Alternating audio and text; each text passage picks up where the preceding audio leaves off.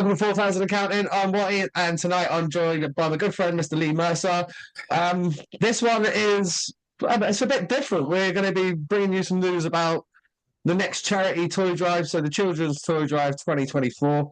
If those that don't know, this will be the third year that 4,000 Accounting have done that. It is delivering presents to children's wards across hospitals locally, Southampton, Winchester, Basingstoke, even ventured up as far as Sheffield previously. This year we're kind of expanding, and before it's always been just like a GoFundMe. People put in a GoFundMe, I run around buy toys. This year we'll still have that. That will still go on, and we will still do that for those that can't get out and buy toys. But it's going to be slightly different this year. We're asking for toy donations, and the toy donations can either be sent to myself, but obviously the reason I'm bringing Mercer on, Mercer had a great idea. Obviously reading the comments and stuff like that were flying in from people up and down the country talking about wanting to send gifts. We thought if we could kind of localize it a little bit, we would. And Mercer's idea, Mercer, I'll let you kind of talk through it. I think it's a great idea, and obviously welcome to 4,000 Counting once again, mate. Yeah, cheers, Watty. It's good to be back. It's good to talk to you again. The playoffs was the last time we spoke.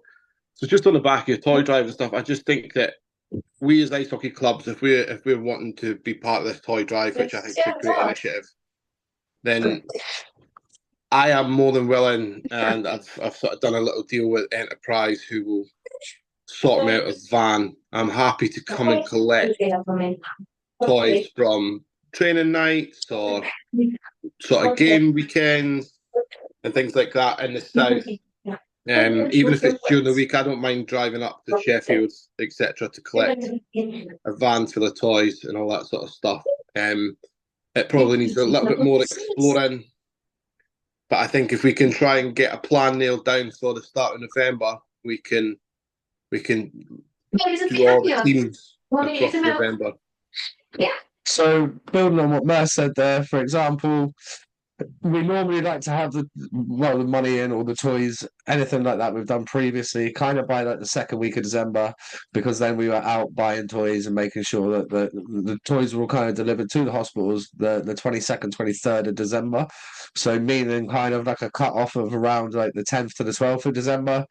With what Mercer's suggesting, and I really do love the idea, perhaps we would look at for example, everybody from Invicta that wanted to donate presents, there'd be a collection at the rink on the Monday night, and then perhaps on the same night, you shoot across to a rink that's fairly local, and then once again it might be Swindon and Bristol or Swindon and Oxford. We will put locations out, yeah, on days that where the toys can be dropped and when they'll be collected.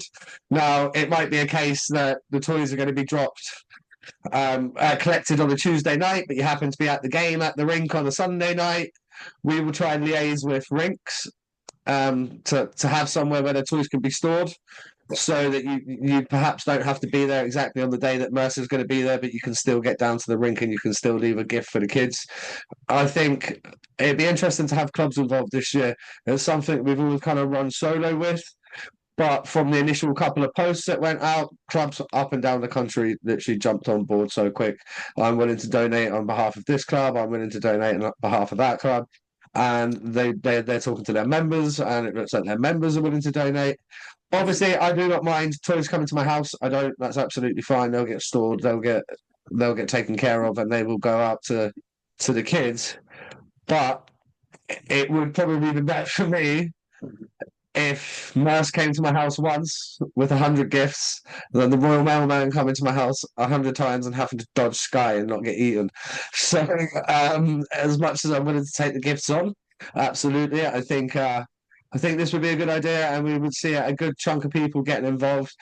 We want it to spread wide throughout the community. So, for example, let's use Haringey as a kind of example club. What I would like to do, ideally, instead of everyone having to contact me directly, let's say we use Mercer in Haringey, and if anyone from Haringey has a gift and they could contact Lee and say, like, we've got a gift, we'll be there on the night, we'll drop it here, Bang, perfect. We want to kind of streamline it. So if you are involved in any of the clubs out of any of the rinks, I know that we've had Cardiff rec teams, we've had Cardiff ladies teams, we've had Cardiff Canucks. Just to use them as an example, like that's three different clubs out of one rink. You know, if then all the players and all the mums and dads kind of want to get involved, the more gifts we can get from rinks, the easier it is to justify sending Mercer to go get them.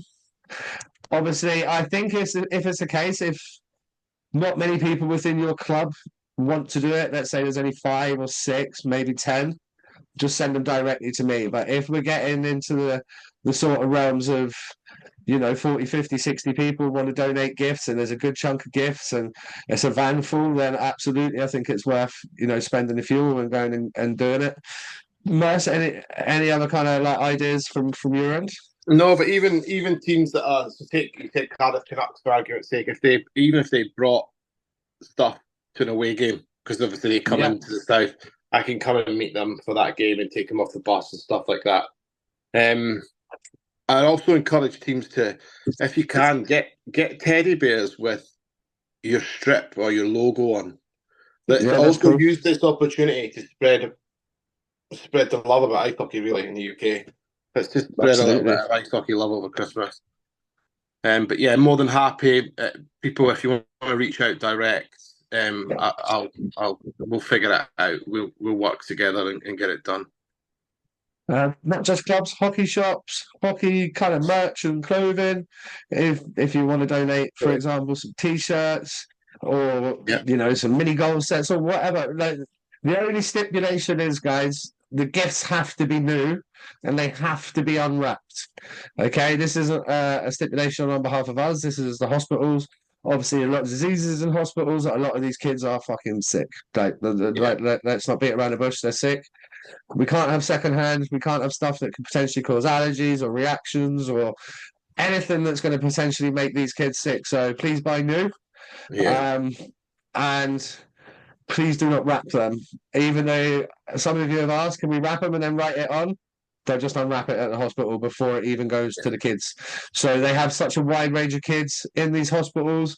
They don't always know what kids are going to be in for what and what kids are going to be in for Christmas. And if the kids are leaving the night before Christmas or if they're in over Christmas, it changes rapidly on these children's wards. So they ask for it not to be wrapped. And I can understand we're not the only people that do toy drives. I know that from being in hospitals over the 3-4 times that we've done this. I know the podcast's done it, but I've done it on my own as well. And you'd be gobsmacked and probably pretty happy when you walk in there and there's a lot of gifts and the other thing that people have asked is age ranges. Now, when we've done this before, we've gone right the way down from newborn. So we've been in and bought like baby grows and muzzies and dummies and nappies and right the way up to PlayStation 5 games, FIFA and fucking anything you can think of in between, Legos and dollies and prams, and I'm just going to start listing loads of kids stuff, but I think you get it if you've got kids. But also arts, crafts, pens, pencils, colouring, any of that sort of stuff is all fantastic. It's all stuff that the hospital approve of. And that's the main thing, because what we don't want to do is turn up and they're like, you can do this and you can't do that. And when you've got a bag, when I've done it before, I'm walking into the hospital with hundreds of presents into each ward. If you have to start going through that and dissecting it and taking bits out, it's a strain on what they've got to do. So if we're ahead of the game on that and we can help the NHS out a little bit, that would be massive.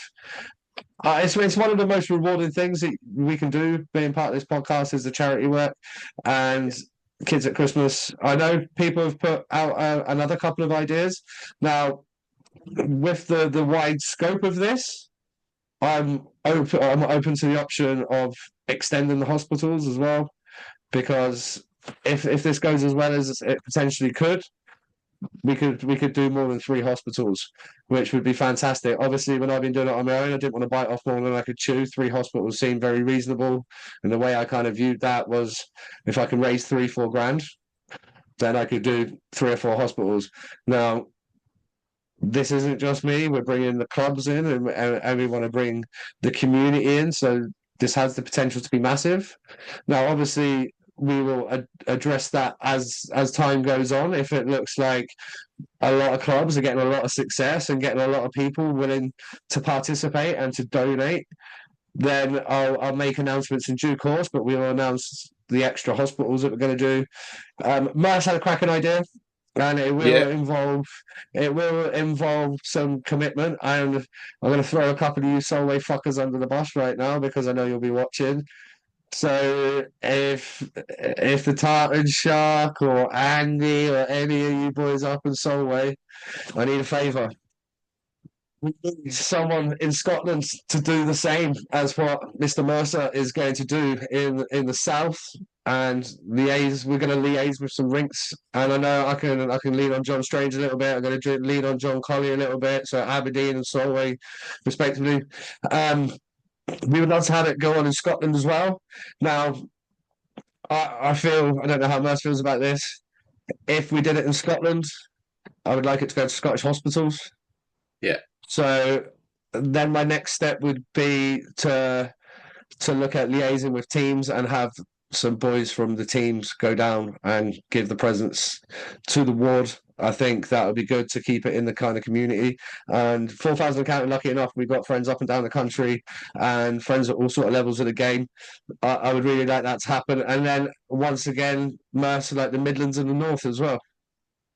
Yeah, I think if we do it, we've got the opportunity here to probably do something huge, like right across the country from Scotland, the Midlands, and the South. I think, and we're not asking you for hundreds and hundreds of pounds or anything like that. Just what you can afford, and just buy a gift for an unfortunate child who is going to be stuck in hospital over Christmas. We'll do the rest. Well, I'll do all the legwork in the south for you, like the driving and going and picking stuff up and things like that. That's not a problem. So yeah, just clubs, get your heads together with your junior development, right through to your senior team, and let's make a real impact. Let's make a real statement about the hockey community. Yeah, that's always bad news. They're always quick to publicize the bad news, and that's what we hear in this sport. We know from the generosity of people in the hockey world. It's been shown time and time again for as long as I've been in it that it's a very generous community. And like Mer said, we're not asking for the earth. When I buy these presents, when I'm doing it on like the GoFundMe sort of situation, some presents are £5, some are 10, some are 15, some are 20, some are fucking £7. That there's no sort of cap. What I would say is try buy better quality stuff because it does make a difference.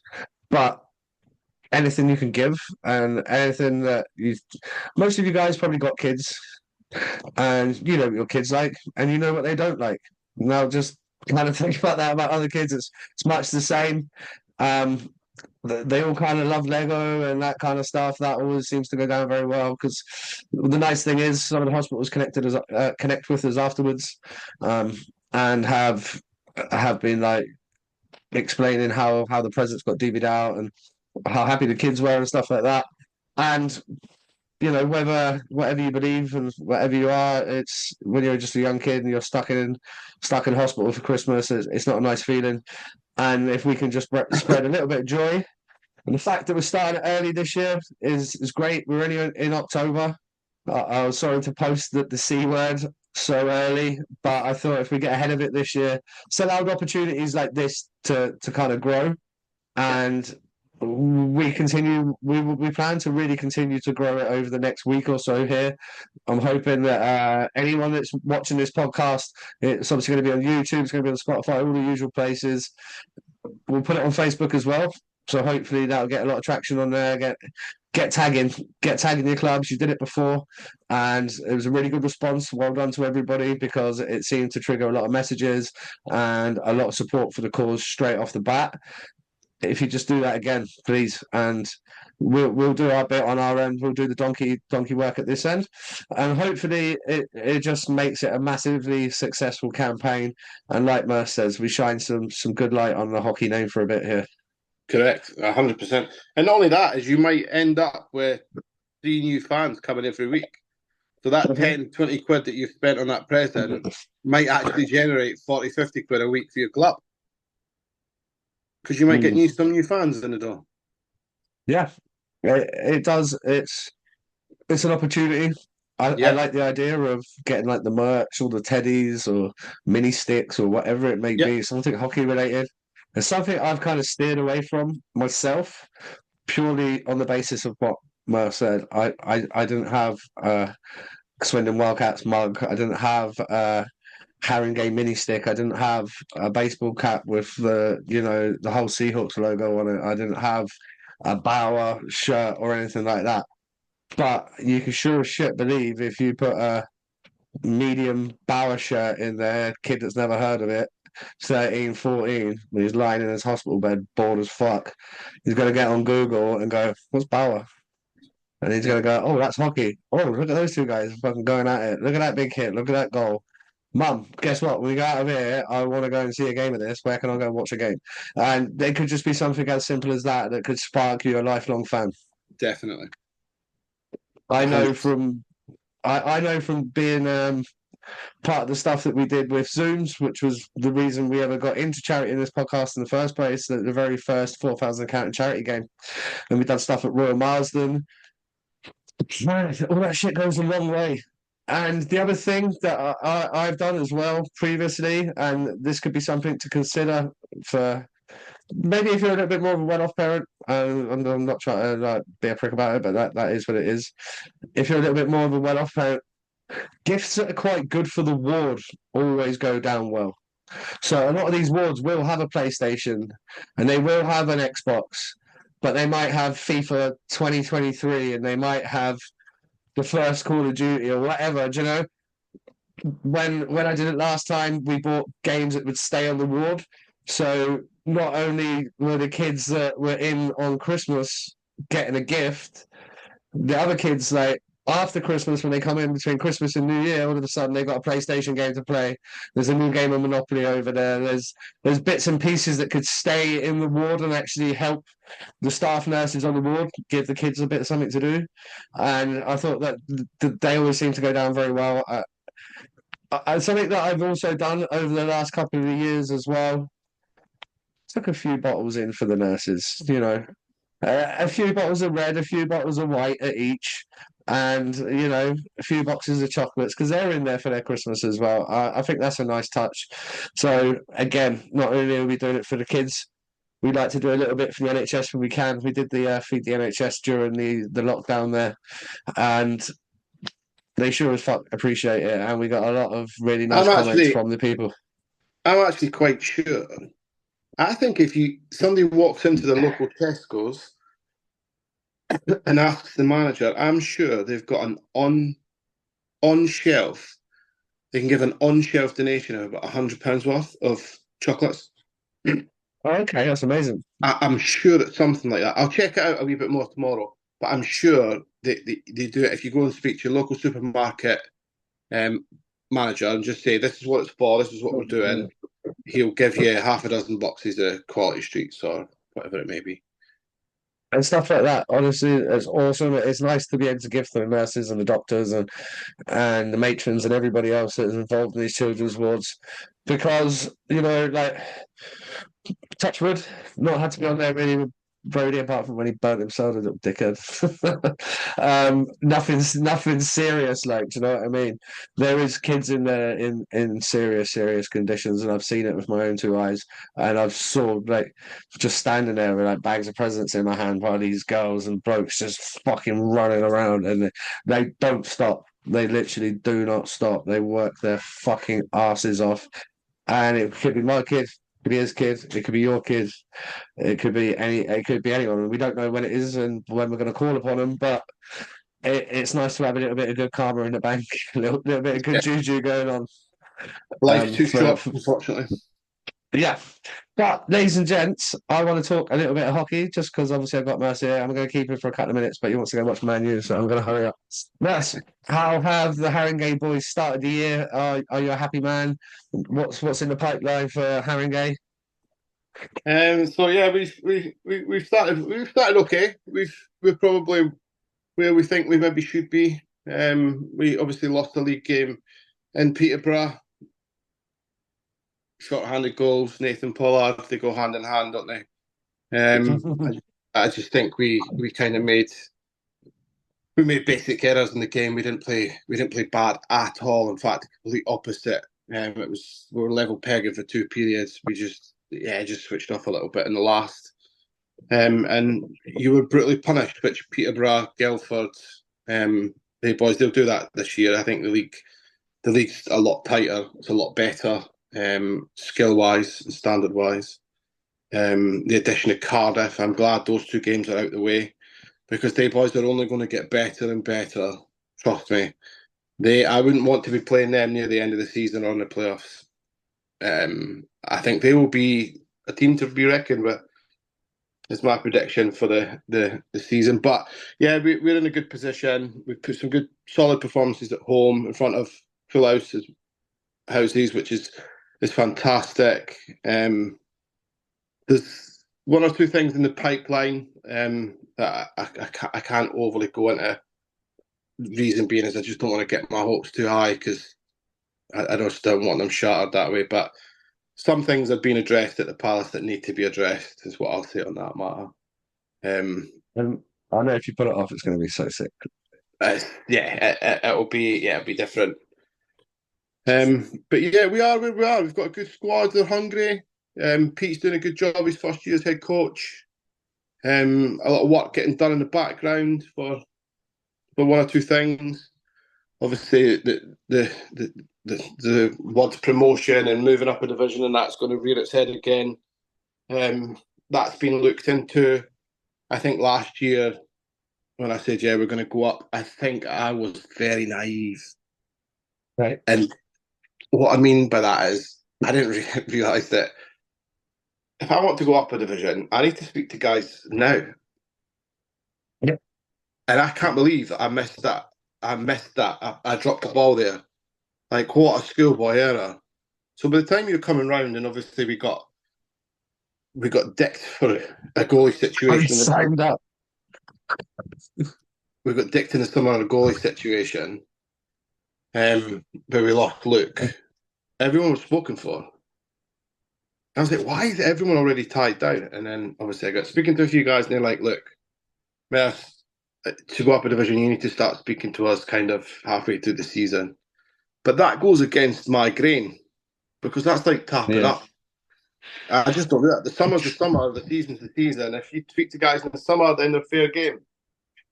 Everybody's on the same playing field, but that's not the case. So I've sharpened up a little bit and I have someone now that does that. A little bit of chatting, a little bit just communication. It's interesting. Just A feeling lot of people out. guys know as well. Some guys will be like quite happy to stay where they are, but Yep. especially where you are in London, guys coming in and out for work, they know they're on a fucking 6-month year contract. They know they're going to be living here and then going away. Or so if some guys know they might be moving down March next year until March the following year, all of a sudden they might be in your wheelhouse. So do you know? And look at like Brittle playing in Streatham. The guy's a fucking stud, man. Like he's a legit player. He was good at the Yeah. level above. He's good. He's really good at this level. And you've had guys. I'll just use Streatham as an example. You've had a lot of guys that end up signing there because they're in town working. Yeah. It's local. It's a good standard. It's a good chance to win a trophy. And okay, I don't know how much attention you're paying to that league, but what have you made of like the addition of the Cardiff Canucks? Because obviously they've stepped into that league, a new team, which they would be following. You'd be following kind of in their footsteps next year as like a new franchise at that level. So the Canucks, I did enjoy watching them. They're young, they were naive, but they play some good hockey. They really do. And what surprised me was they were almost like the Cardiff of old. Young team, they came into a building that was full, and they were throwing body, like as though they had been playing for years. Like I mean, they were aggressive. They were making hits, clean hits as well. Which is the Cardiff teams of old. I've not seen that for a few years. but they came with a full roster and they brought it. We were obviously a little bit more astute. We scored some good power play goals and we played some good hockey and we won the game overall. But that's what I mean. They're not scared to come away from home and chuck it around, which was really pleasing to see.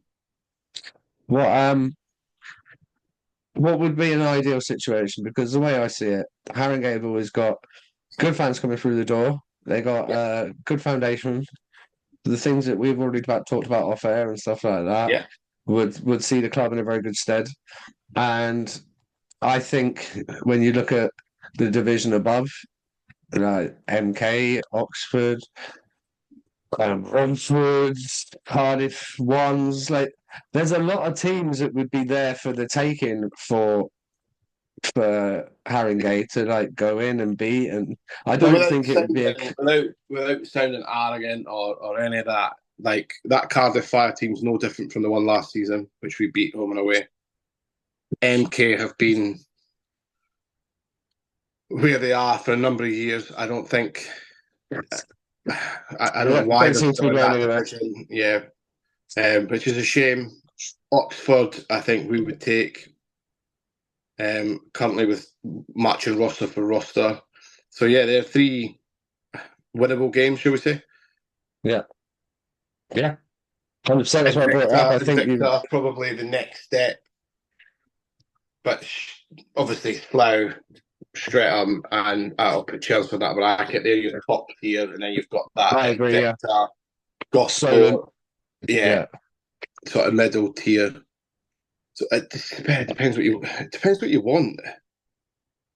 I think a lot of the players, and it's strange. My parents are down from Scotland, and we were just talking about the hockey and stuff. We won the title in Invicta, and Boris announced lockdown on the Monday. We didn't get to celebrate that league title. The players still don't even have their fucking winners' medals. Like, well, that sounds familiar. And it's almost like something's missing, and it's that bit of silverware. So we're hungry to win silverware this year. You never owed anything in life, but I feel like some of these guys deserve it. Yeah, back playoff finals. That was a tough loss. That was a tough loss to get over from Basingstoke, who were just good. They were just a good solid team. They were so good that weekend, by the way. Like, do you know what showed there? Not only did they have some good young talent being in the roster, everyone kind of bitched about it, and there was a few of the EPL boys or the national, whatever the fucking league it is, playing. They're all kids that came through the Basingstoke Juniors. Like they went Basingstoke Juniors, Buffalo, then they got their shot at the Bison, and then the Bison disappeared. So instead of fucking off to the Bees or fucking off to Swindon or something like that, they went, you know what? I'm just going to go to work and I'm going to go play for the team that I came from, that are 5 minutes down the road.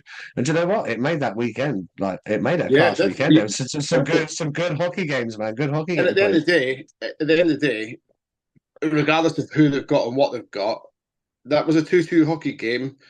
Yeah, we brought that back. They could have collapsed, and we could have stole it 3-2. Yeah, but they didn't. They got the break. They got the lucky break. They go on and win it 3-2. But you just got to play who's in front of you. Sometimes hockey's about using your head as well as skill level. Yeah, absolutely.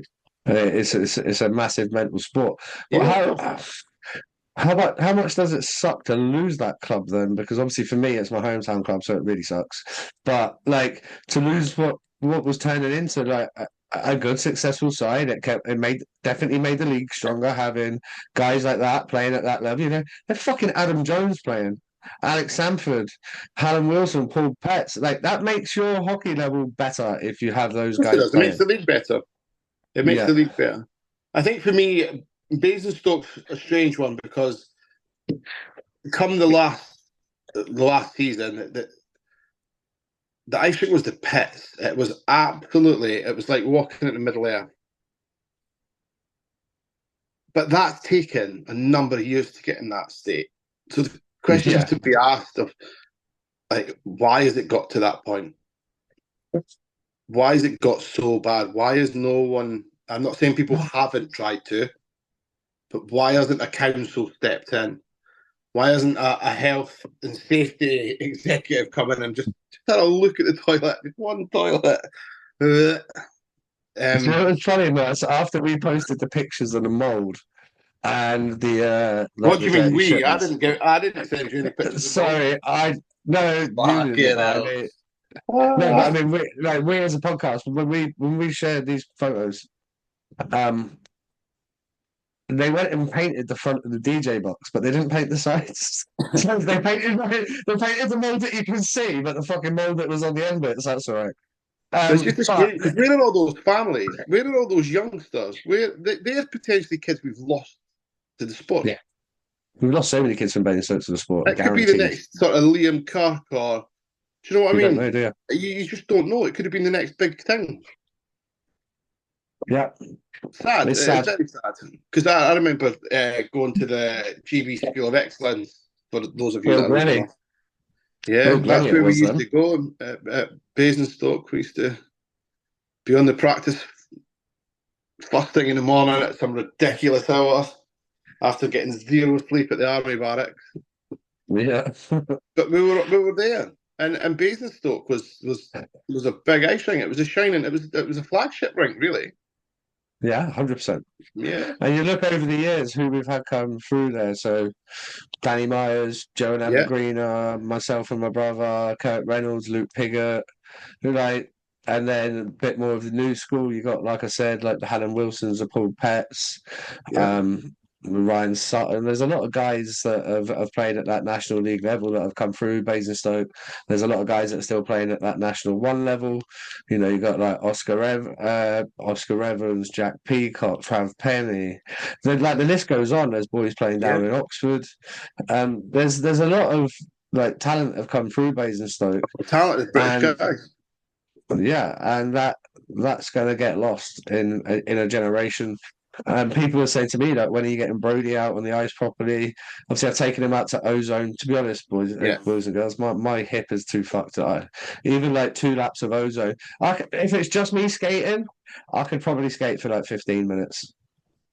But bending over, holding him up, You know, where there's a the lot of people. impingement. You know, there's a lot of people saying right now that that's 9.5 minutes longer than you used to as a player. Yeah, it probably is. Yeah, I'd have had 3 penalties in there. I'd have had a wee rest. It'd have been fine. But it was like do like 3 laps, try to hold him up and be hunched over. And where I've got the hip impingement, I've got no waiting on hip surgery, so I've got no cartilage in my hip. Oh, fuck it, I can't. I could barely get him out. So I'm just hoping that soon enough they pull their finger out in Basingstoke because we've had a council meeting this week, Basingstoke Council, and I haven't read enough on it, so don't quote me. I'm sure Mr. Banners on the wall would have done a piece on it, so go check that out. Um, but the long story short is the no's outweighed the yeses on the tent rink, which is fucking horseshit. Um, it's a joke to be in this community right now in Basingstoke. We've got no football ground. Well, we got rid of our football ground. We lost our ice rink. The leisure facilities are a fucking disgrace for the children right now. There's at least when I was growing up, you had the rink. You had Basingstoke football. It was like if your kid. I remember being at school with like lads that played football for Basingstoke. These boys could ball like they were ballers, absolutely out of control. Like they were sick at football, and to play for Basingstoke Town was a big thing then.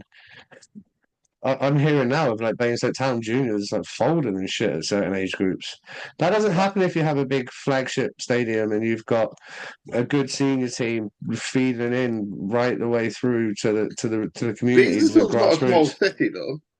Mate, this well, we're classed as a town, but we're Well, 210,000, I believe, as it is, and we're soon to be adding fucking probably another 3,000 houses. So what's that? Let's say another 5,000 foot. That's 215. Like maybe more, maybe more. There's houses going up, estates going up. They're building right the way up to Junction 7 on the motorway. They're building all the way through Roman Road, basically up to the A34. These are going to be massive new communities. These kids are going to want sport. And the just people that about. are buying these are young families with fucking kids, and their kids want to do sport, and we're missing out, and the council can't see that. and it's an absolute choker for the local community, and it's a choker for sport as a whole, our sport as a whole, because we're losing kids that are, like Lee said, just going to jack it. They're done. They're fucking never going to go step foot back in an ice rink again, or they go and try gymnastics, or they go try rugby, and all of a sudden they're really good at that. And then the rink reopens after 2 years, and they're like, I'm just going to In theory, stick you to. could skip a whole generation. Yeah, yeah. In theory, if something's not sorted very quickly. Well, I'm And that, genuinely thinking, like, if it's say 3, 4, 5 years, Brody's 2 now, he'll be 7 by then. I that already have him playing, and I'm not the sort of guy. If I take him to Swindon for 2 years and he's doing great, you're not send him moving back him. to business. No, absolutely not for shit. Like, No. so it's, and that's through no fault of Basingstoke's, but I agree. something's got to be done here. Yeah. Mass, I'll let you go watch your football. I'll let you go watch. I like the fact that you're going to watch Man U, but you're repping the Madrid right now. Yeah, you've got to represent us. Wife's Spanish, don't you? Yeah, love that. And Madrid doing well this year. I haven't really seen any Spanish football. Yeah, not too bad actually. Not too bad. The Galacticos not doing well. I remember when I was a youth, they were savage when I was a youth. We'll talk about Zidane. We'll talk about Zidane tonight, actually. Yeah, Zidane, Ronaldo. Oh, God, Yeah, we're good. talking about the time he headbutted the Italian defender in the World Cup final. Oh, his mum a horror, right? Yeah. Fuck yeah, just any other game, I'd have been like, bro, yeah, I get it. He called his mum a whore. It's a World Cup Yeah. final. You're like the best player on the planet. It was like, oh. Yeah, it was. Here's, It was coming out. here's speaking of one old guy. Let's talk about another old guy though, real fast. Just because I've been seeing bits this week. Does Ovechkin get Gretzky's record this year? No. Next year? Was he 40 away? Maybe less? Depends how much he wants it. Ovechkin is like he's like if you look at Ovechkin, you look at Sidney Crosby and stuff, and they were players of immense quality. But if you they're starting to slow down, you can see them. They've gone up, and now they're on the sort of peak down. It's whether he can find that gear to just get him over that line. Is he capable of doing it? Of course he is. But I think a lot of teams have clocked onto that one time in power play. I've not seen many of them closing it down, but they still. You know it's coming, but I don't know. I two more kind of hockey don't. questions. I don't want him to either. Oh, I do. I do. Yeah, I don't want Wayne Gretzky. Just I like watched. I love Gretzky, but I watched a video of him the other day. Comes in over the blue line, takes a slap shot. The goalie falls over to the right hand side of the net. He skates down behind the fucking net, does a wraparound and puts it in the empty net. I'm like, the goalies were fucking so shite then. Yeah, they were. Like, they were so bad. Like, it'd be like, and Gretzky gets the puck, he skates into the blue line, he hits a slap shot, and the goalie's like, Oh, here's a better question for you then. If go on. Ovechkin breaks the record, does Gretzky lose the tag, the great one? No. But he's no longer the great one, is he? Well, yeah, he is because he's got 2,000 more assists than anyone else has got points. Like, and he's got what? Someone will correct me on here. 5 cups, 6 cups. He got 4 in Edmonton. Did he get any more anywhere else? Did he get one with LA? Potentially. Yeah, But like, like he's won every record. He'd always be the great one for me.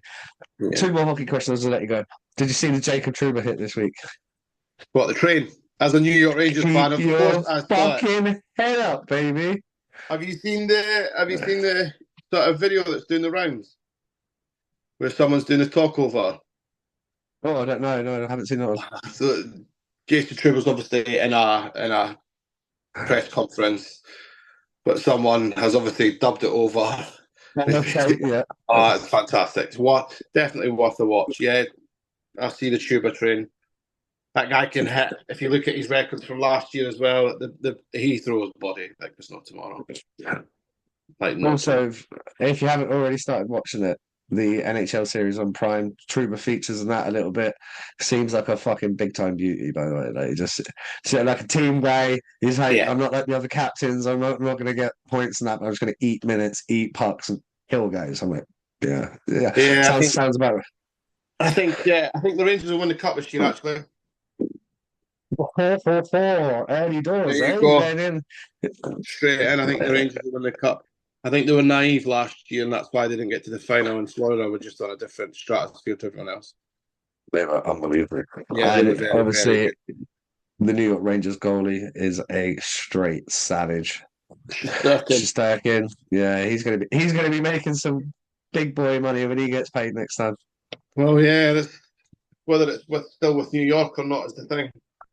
That is the thing. Last question for you: what have you made of the Sheffield Steelers' success in the Champions League, and what do you think that kind of makes for the reputation of the UK hockey scene as a whole?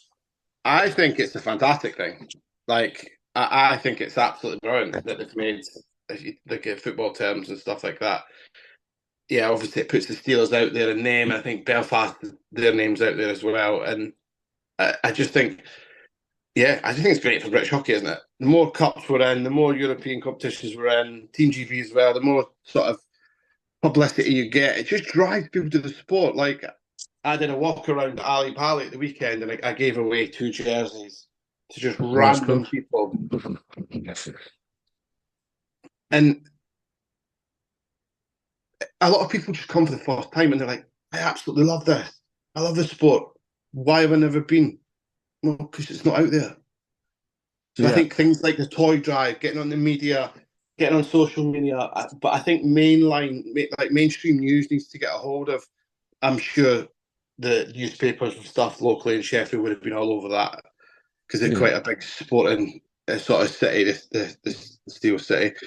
But all our local papers need to get a hold of it and stuff like that. Like we've got the Greyhounds launch this weekend. I can't believe I've never mentioned that. Apologies, ladies. But yeah, the video team, the Greyhounds, launched this Saturday at Ali Pali. They're playing a first ever competitive game. So super pumped for that. Awesome, love that. I should have mentioned you sooner, but yeah, like they've got a couple of hundred people have bought tickets to come and watch them, which is That's brilliant. absolutely amazing. And getting young girls and young women into sport is key. I think Yeah, that's epic. they'll do exceptionally. But I think they might win the league actually in their first Oh, year. nice. No Yeah, pressure then, eh? I think they will. I think they will. We've got a good captain, Hannah, and Kirsty, who is also the ice rink manager at Ali Pali. So we have a great working relationship, and she's been working hard to make sure that this team hits the ice. So yeah, To the Greyhounds then in their inaugural yeah, season. That's awesome. Awesome to hear. definitely. Right, We man, just go watch football. grow and grow. Yeah, United are probably about 2-0 down now. So Ladies and gents, if you do want to get involved in the toy drive, myself and Merce will be talking a little bit more over the next week or so here. If you want to be the club liaison for your club, please get in touch. yeah, Um, that would be fantastic. That would be a really good starting point for us.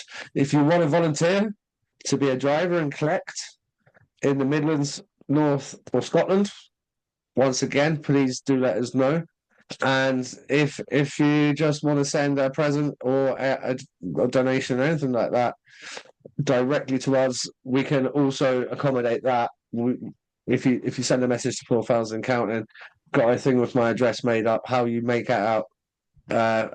Once again, it's just real quickly stress: gifts must be new and keep them in a clean place before you send them, please. Like, obviously, if you're sending it to me and you want to wrap it in that brown wrapping paper or whatever, great. Send it to me like that. I'll rip it open, but don't wrap it up in Christmas paper. Don't do any of that. Do please though let us know who the gift comes from, what club you're involved with. yeah. We'd like to share it on social media. We want to make this big and wide as we can.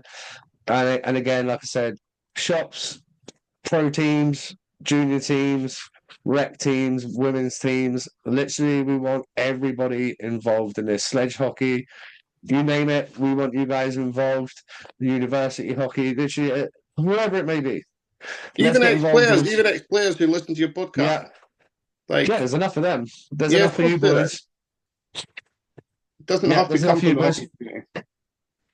Right, ladies and gents, this has been 4,000 Counting. It's a pleasure to be back, and I'm joining the Ice Hockey UK CEO tomorrow, Henry. We're going to sit down and we're gonna chew the fat. I'm sure that's going to be an entertaining one, ladies and gents. But we'll see you again for another episode very, very soon. Peace.